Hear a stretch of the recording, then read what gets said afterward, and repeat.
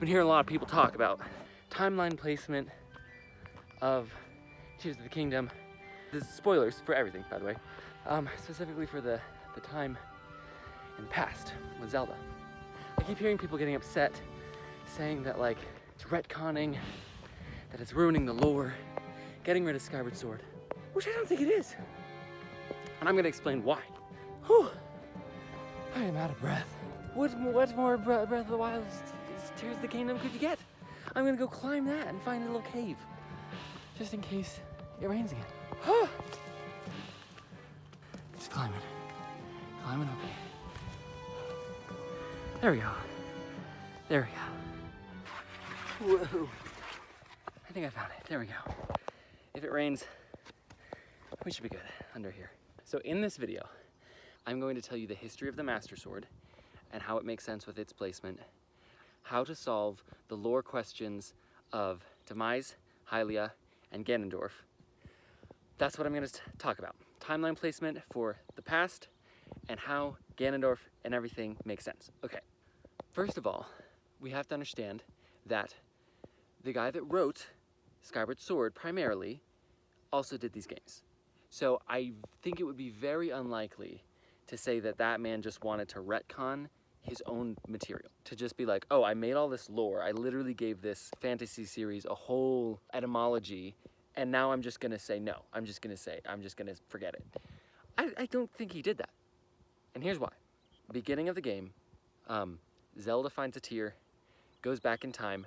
She meets the founders of Hyrule, Sonia and Rauru, who I love. I love both of them. They're wonderful characters, and I just love them. Now in this era, it's very different than a lot of other times we've seen in Zelda lore. There's not much of the Triforce, although Sonia does have it on her wrist. Other than that, I haven't seen much Triforce anywhere. I'm recording this after the fact because I realized I didn't say this. Because the Triforce is not present in this section, I think it's because it's still secret. Because the Triforce was a secret hidden thing for a very long time in canonical Zelda lore. Sonia and Rauru recognize that Zelda has divine power. And I think they know that that divine power is the Triforce, but I think it's imperative that they keep that secret from the forces of darkness, because it would be a massively dangerous artifact for Demise and Ganondorf to have. Now in this era, no mention of Demise, no mention of anything, and there is no Master Sword. So that's the main point that I want to talk about, is that in that time, in the past time, there is no Master Sword. The only Master Sword that exists in the era in the past is the broken Master Sword that goes back in time that Zelda then keeps in her care until she gives it to Link.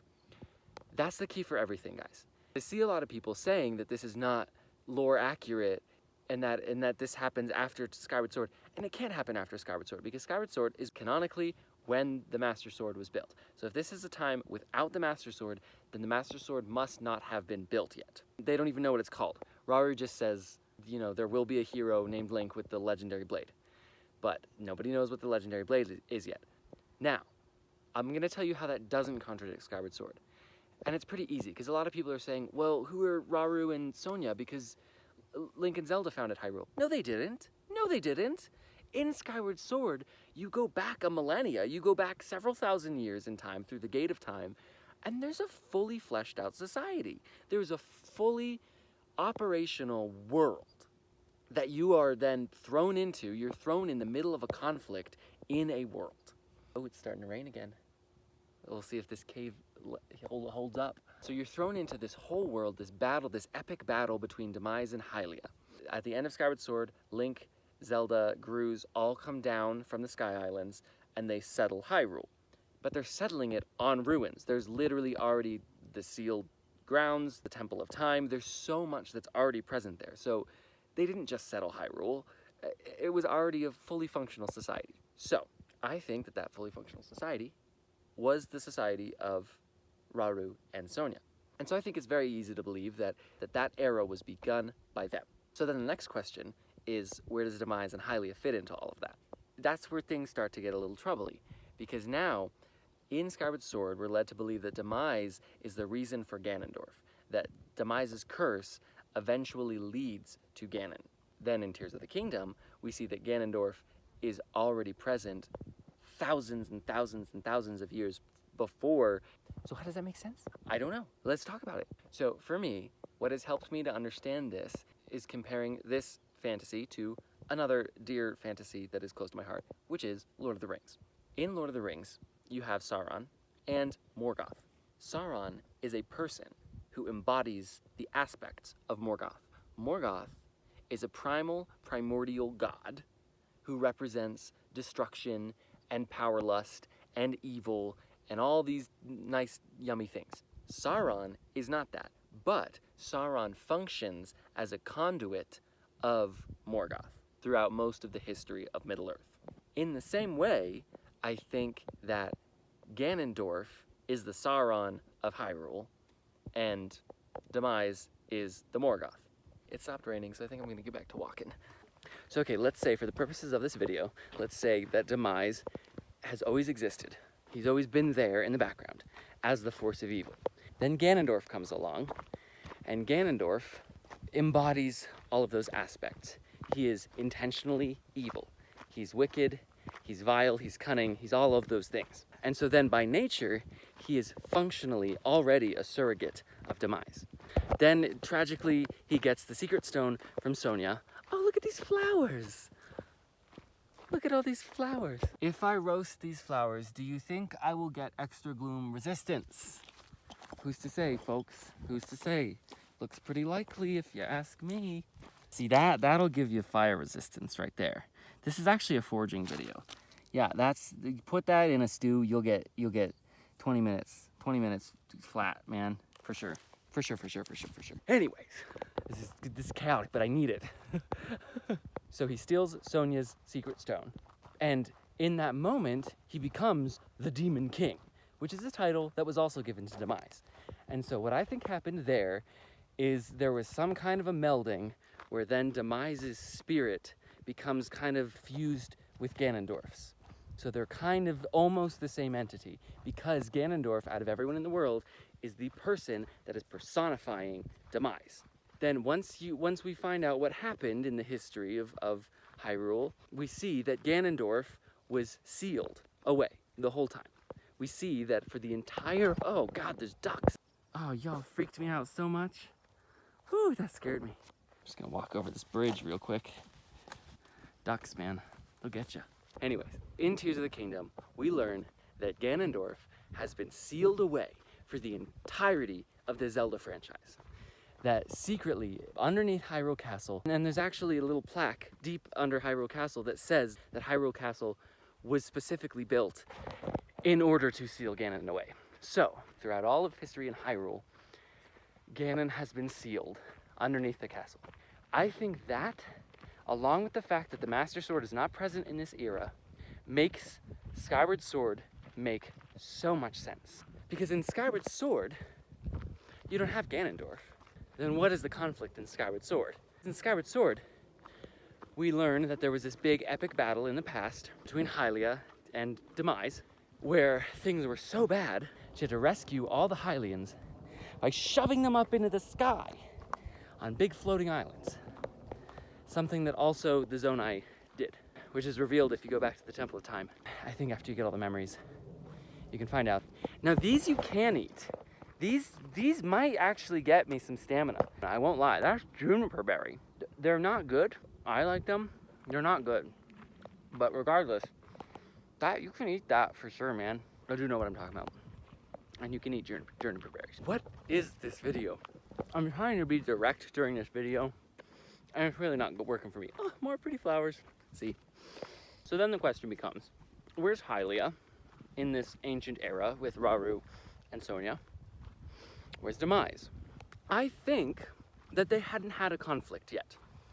I think that those two gods were specifically separated from the narrative. Much like the three golden goddesses in the Legend of Zelda cosmology always seem to be very far removed. I think Hylia and Demise were a hidden framework of Hyrule, and they weren't as direct yet. But then Ganondorf happens. He starts to decimate the world. He unleashes monsters all over everywhere. And the only way to stop him is literally just to seal him away, because he's that powerful. And so he gets sealed away. So then Demise is not sealed away. Demise is his own entity that has been using Ganondorf as a conduit. Because again, we have to remember also that Demise and Demon King Ganondorf look nearly identical, with the long, flowing, fiery hair and the floor-length skirt thing. You know, they look similar right down to the nails.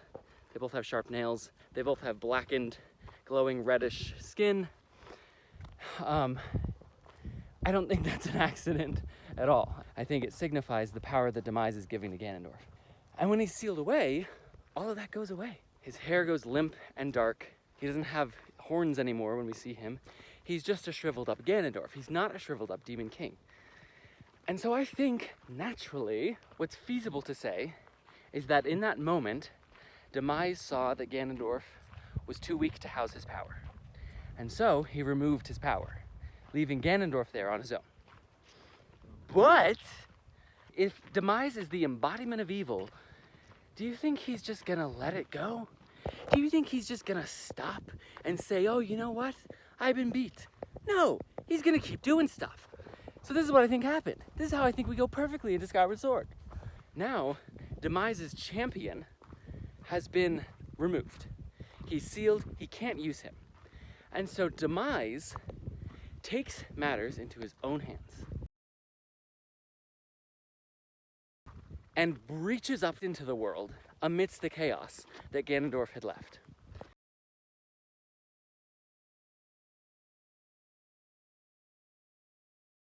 And we already know that there's monsters everywhere that Ganondorf had left. And there's no protection. Zelda had turned into a dragon. She was removed from the narrative. Raru's dead. Sonia's dead. Most of the sages, I assume, are dead. And I don't think it changes it one way or another. But most of the sages are dead. And if the others aren't, there's still only half of them. And there's no Link. There's no hero. And so who's left to defend Hyrule? Except Hylia. Demise makes himself known, gives himself a physical form. Oh, a little lizard! What benefits will you give me? I think that Hylia, in response to Demise taking on a physical form, bringing himself into the world, literally the breach of Demise is in Tears of the Kingdom, kind of looks like that, you know? So I think that's the point.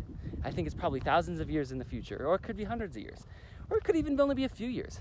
The destruction was so bad, there was no one to protect Hyrule, so Hylia stepped in, and that's when she started to form the sword, formed the plan to train up Link to defeat Demise, as he does in Skyward Sword. Then the fact that, like, Hylia knows that there's this legend that there's going to be a hero named Link with the legendary blade that's going to destroy the Demon King, and then she just makes it happen. She's like, fine, I'm going to build the sword, I'm going to find the hero from across time, and I'm going to train him, you know? And that just makes Hylia, I think, so much cooler. Anyways, just a random thought. So that, for me, is how the timeline placement in Tears of the Kingdom makes sense. That leaves us with one extra question, and that's Ganondorf, because he's been the primary antagonist. But you have to remember, at this point in history now, we're living in a post-Skyward Sword world, okay? Ganondorf and Demise have both been sealed away, and then another several thousand years pass again, and you get Ocarina of Time. Now, in Ocarina of Time, we know that, canonically, Twinrova is somehow the joint mother of Ganondorf. How do you make sense of that? Because he's sealed away.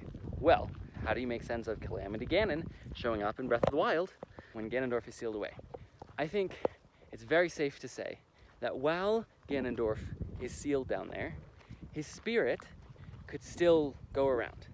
The fact that there's malice and gloom all over Hyrule is enough to say that. There was gloom before Ganon was even released. Same with all of the sages, and even the champions in Breath of the Wild, and Zelda throughout all of Zelda history. People are always able to speak to people spiritually, even when their physical bodies are unable to. So I think that's what was happening with Ganondorf. I think his spirit was calling out, and maybe it called out to a young Gerudo man, or maybe Twinrova does some witchery, some resurrection, which we know they've done before. They tried to do it in the Oracle games too. They literally tried to resurrect Ganondorf through sacrifice, and they weren't able to get him fully, and so it was a botched resurrection. So my assumption is that they were able to somehow resurrect him into a new body in Ocarina of Time, and then that body survives through the events of Ocarina of Time and Twilight Princess and the Wind Waker. It's not a second Ganondorf. It's the same man put through a different iteration in spirit. There's someone walking back there now, and I'm a little self-conscious of how loudly I'm yelling. So that would explain how throughout the rest of the games, Ganondorf is always trying to come back into the world through one means or another. His body is sealed away, and so he's trying desperately to get back in all the games. I think that also makes sense with the end of Twilight Princess, when Zant like snaps his neck. I think that was Ganondorf asking Zant to resurrect him, saying like, I can be resurrected through sacrifice, so resurrect me. And then Zant was like, nope. So in conclusion, Your Honor, I think the flashback sections of Tears of the Kingdom are the earliest Zelda that we've ever gotten. I think it predates Hylia and her war with Demise. Sealing away Ganondorf necessitated Demise's rise, which necessitated Hylia's descent, and then the ascent of the Sky Islands, and the creation of the Master Sword. The oldest that we've seen it, the Master Sword, is in Tears of the Kingdom, where it gets broken and then brought back and then fixed. But anyways, that's just what I think.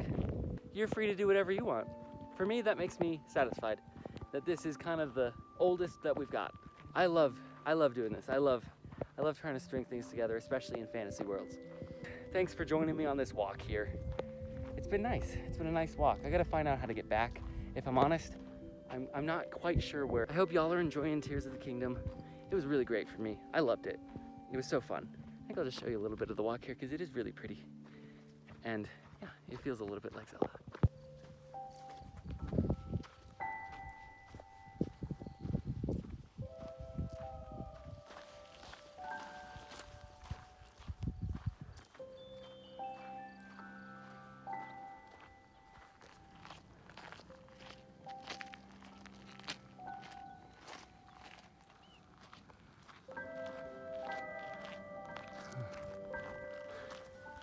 Stamina up.